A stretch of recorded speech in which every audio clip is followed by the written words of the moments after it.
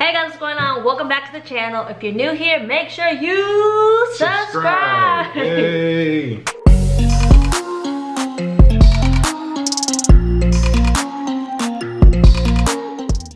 Hey, get it. Okay, so if you could, go ahead and give this video a thumbs up because I know a lot of you guys have asked for this video. So if you want to know how we met and where it all started, go ahead and give this video a thumbs up right now. Thumbs up. Say thumbs up. Thumbs up. He can do it. Thumbs up. Oh, also, one of you guys bought him this outfit, so thank you guys. Oh, thank you. When did they buy me this outfit? Not you. Him. Oh, okay. Who's buying clothes for me now? Other than you? No one. Okay, so I guess everyone wants to know how we met.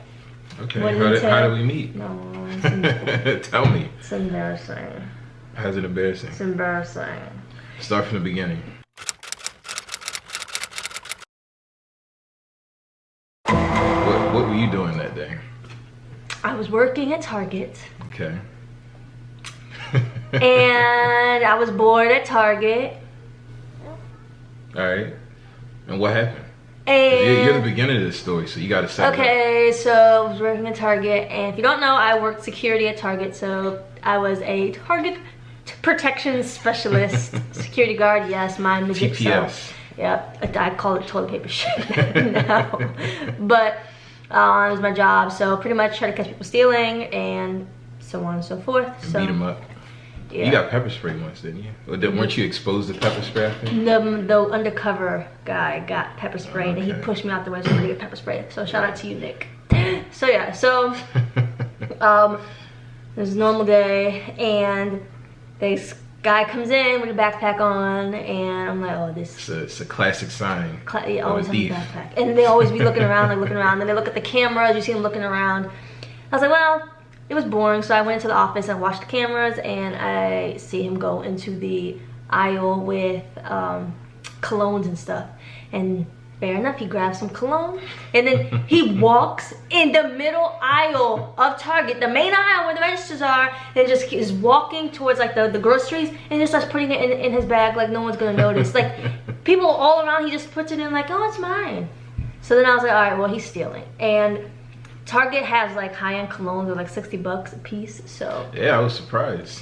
So then I was like, all right, well, we got somebody. So I told the undercover guy, and he was following around, stealing some stuff. So then we went ahead and called 911. Or maybe it was a non-emergency number, but we called the police. So. Like y'all call me all the time, every day for everything. Call 911 at that store, literally like 20 times a day. For stuff. Well, we got some thieves over there. It's not our fault. There's thieving people. But they always tell us to call a non-emergency number and just file the report online. But that day, the online reporting was not working. So he had no choice but to show up. Yeah. I guess that's true. You also had somebody there, so that's true. You had a suspect, so you can't file it online. That's the rules. If you have somebody there and you have the information, then the officer has to respond. Oh, didn't he not have his ID? He was out of state or something. I don't know, I don't remember. Yes, he was out of state, and that's why we had to call you, because we couldn't do anything. You couldn't figure out who he was, I guess. Couldn't ID him, okay. Yeah, that's a reason to call, so I take it back. It was a legitimate reason this time, but the other 19 times it was not. My eye hurts, guys, I gotta die. Okay, so isn't it your turn, or still my turn? Okay, fine. Did you have anything else to the story? Anything else to add? I mean, I just told you that we just called 911. So then you have to say something. You received the call. Like, what happened? Your knight in shining armor showed up, right? No, I didn't even know the man existed at all.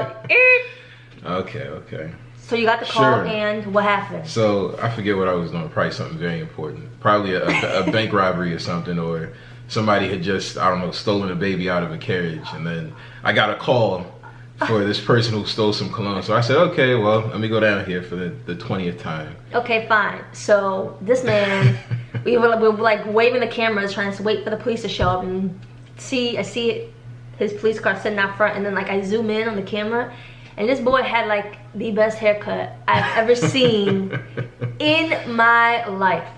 and the security guard, aka Miss Joyce, shout out to you, Miss Joyce. And I was like, oh my god, he has like a great haircut. That's crazy. I don't know my exact words at that point. I don't remember. I'm sure that was the exact word. I was like, God damn! Insert D word. And so yeah, so he comes in and this is me. Just cheesing. So first off, shout out to this quarantine cut she gave me. I think she did a halfway decent job. I cut it like 5 days ago. So I literally, this isn't fresh. Barbershops, everything are closed, so we can't go anywhere. So, but getting back to the story, I guess I'll take over from here. So I pull up, get the call, I park in front of the store. I walk into the front. I already knew where their little back area was because I go there all the time. So going to the back, and it's like a little room, super small. You got like maybe one table and then like 2 or 3 chairs in there, and they always put the one person in the one chair right when you come in and he's in handcuffs. So I'm like, okay, I guess this is the guy.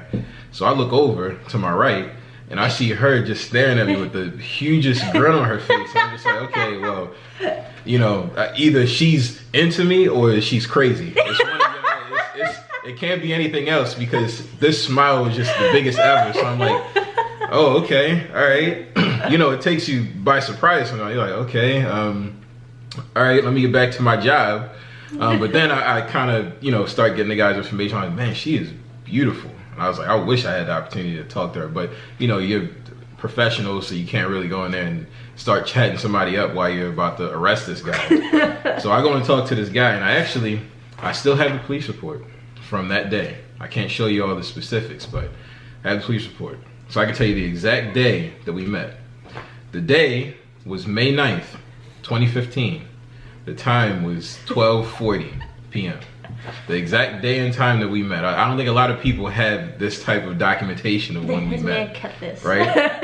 Yeah, I think this is pretty special. So the guy's name. How much was our meeting? How much did our meeting cost? I'll get to that. So his name was Mr. Jerome. I'm not gonna say his last name. We'll say Mr. Jerome.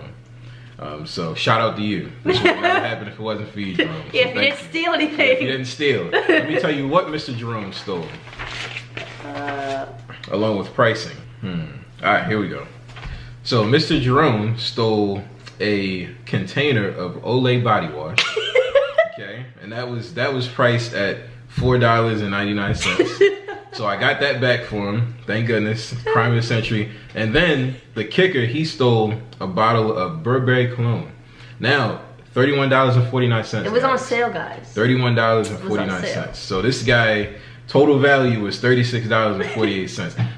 That's the margin. So I'm glad they called that day, because if they had just let him go, it just wouldn't have ended well. So, getting back to the story.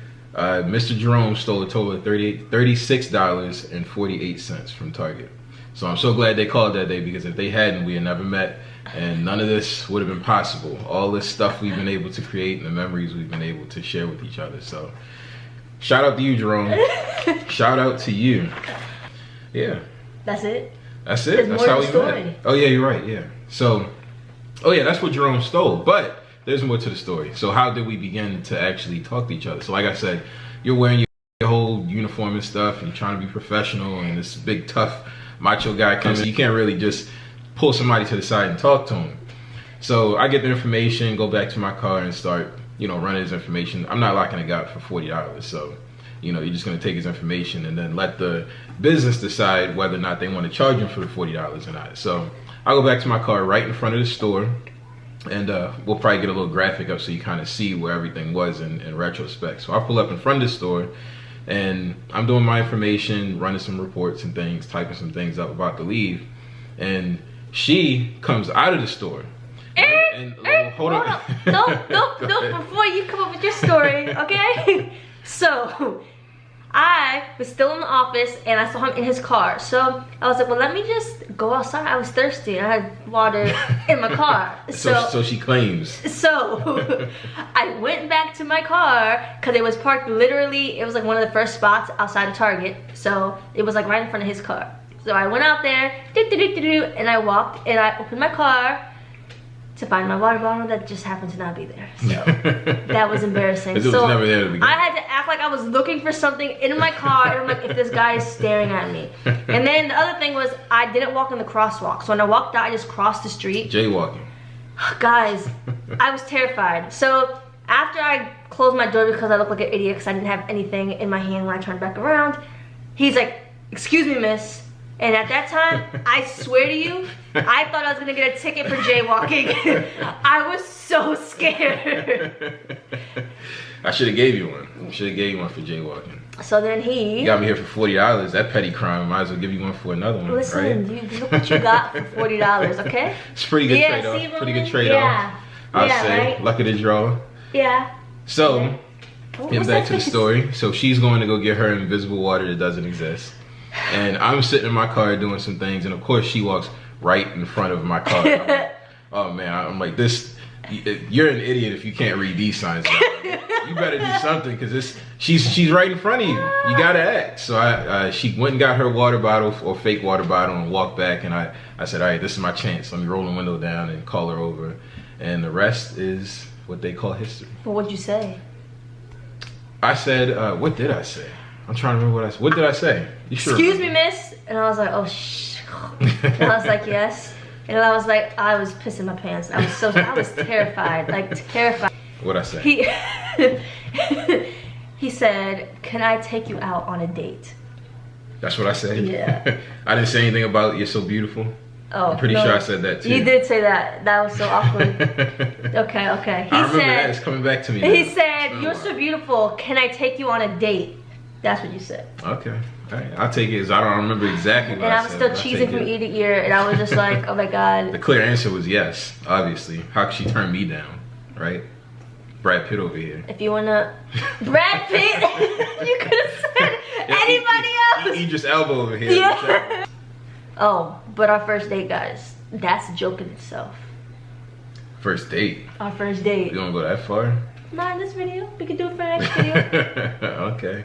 You guys... We're just gonna go down memory lane here. So we got a lot of history. Yeah. We got a lot of history, and not I mean, 5 years is a while, but yeah, we got a lot of history. We do celebrate our month dating anniversaries and our monthly marriage anniversaries. So we're gonna have to start celebrating our meeting anniversary now, which is May 9th at 12 p.m. Yep. It's our meeting anniversary. So on May 9th at 12 p.m. wish us a happy five-year meeting anniversary. The corniness of this man. 5 years. Look at all this we created. Look at this. Look at this. Whoop whoop. Chicka chicka boom boom. Chicka chicka chicka boom boom. The other one's upstairs doing her hair, and I'm terrified to find out. But I needed to record a video. We needed to record a video with quietness. So we'll see what hairstyle Riley comes up with. Maybe we'll show you what she came up with, just so we can get some peace and quiet. She's been awfully quiet up there, so I'm interested to see. She's gonna look crazy, right, Romy? Yeah, and dance, and dance, and dance, and dance. Who does he look like, guys? Not you. Well, he has your big head, the black head, okay? But then he looks like me. Oh, he's gonna walk away. He's trying to take your police report, sir. No, you can't take this. Confidential. Alright guys, so I hope you enjoyed our how we met video, and if you want our first date or first few day video, please give this video a thumbs up and comment down below if you would like to see that. I'm just staring at Romy in the camera. Romy. He answers to this watch. Oh, wait till he turns around. Hi. Oh, he's going to you. Hi. Your best friend. Say hello. I look like my mommy. So yes, thank you guys so much for watching. We also want to, oh, besitos. Oh, thank you, besitos. Oh, more besitos there. Oh, you gonna take my face off? And a scratch. Oh, so sweet. Oh, so sweet. So if you got, no. So we do want to say thank you guys so much for all your support. More besitos. Yes, we do. We appreciate it. Definitely. Supporting our little family here so we can continue to grow and help you guys grow your businesses and achieve your goals as well. That's the goal with this. Alright guys, we'll see you in our next video. Bye.